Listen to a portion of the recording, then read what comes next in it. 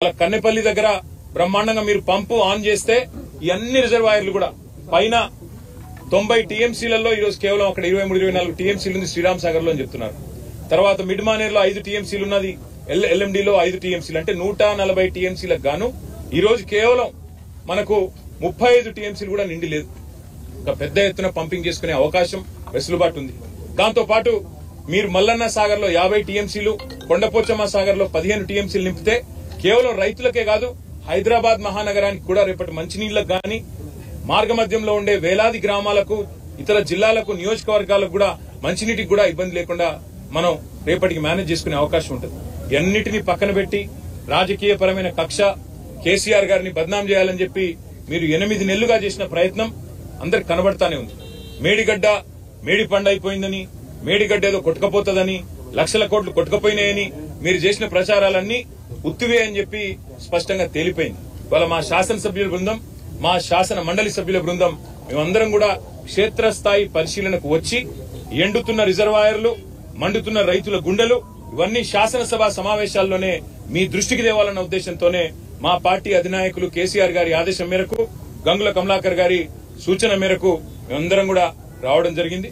తప్పకుండా రైతుల పక్షాన రాష్ట్ర ప్రభుత్వాన్ని శాసనసభ సమావేశాల్లోనే నిలదీస్తాం, అడుగుతాం. ఎందుకు పంపింగ్ చేయడం లేదు? ఇవాళ దాదాపు 10 లక్షల క్యూసెక్కుల నీళ్లను తట్టుకుని, వరదను తట్టుకుని మేడిగడ్డ బ్రహ్మాండంగా టీవీగా నిలబడి ఉంది.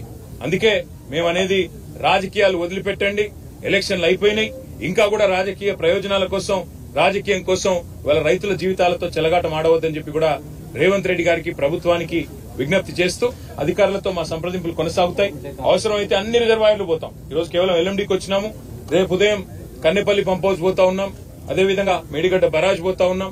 అక్కడ కాళేశ్వరం వాతావరణం అనుకూలిస్తే అన్ని కూడా రేపు మధ్యాహ్నం లోపల చేసి మళ్లీ శాసనసభ సమావేశాలకు తిరిగిపోతాం.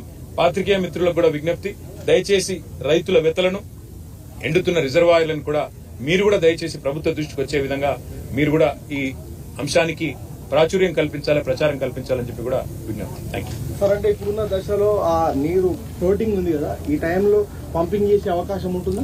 రేపు కన్నెపల్లి పంప్ హౌస్ ఈ టైంలో కాదు బ్రదర్, 40,000 క్యూసెక్కులు దాటితే ఎప్పుడైనా పంప్ చేయొచ్చు.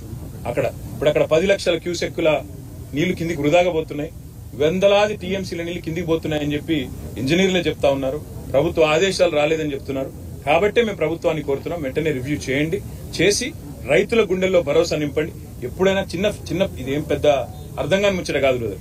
ఎప్పుడన్నా మన ఇంట్లలో నీళ్లు వస్తాయి, ప్రతిరోజు 1-2 గంటలో నీళ్లు వస్తాయి, ఏది మున్సిపల్ నీళ్లు. ఏం చేస్తాం మనం? ఇంట్లుండే బిందెలన్నీ నింపుకుంటాం, ఇంట్లుండే కుండలన్నీ నింపుకుంటాం, డ్రమ్ములు ఉంటే డ్రమ్ములు నింపుకుంటాం, పెట్టుకుంటాం. ఎందుకు?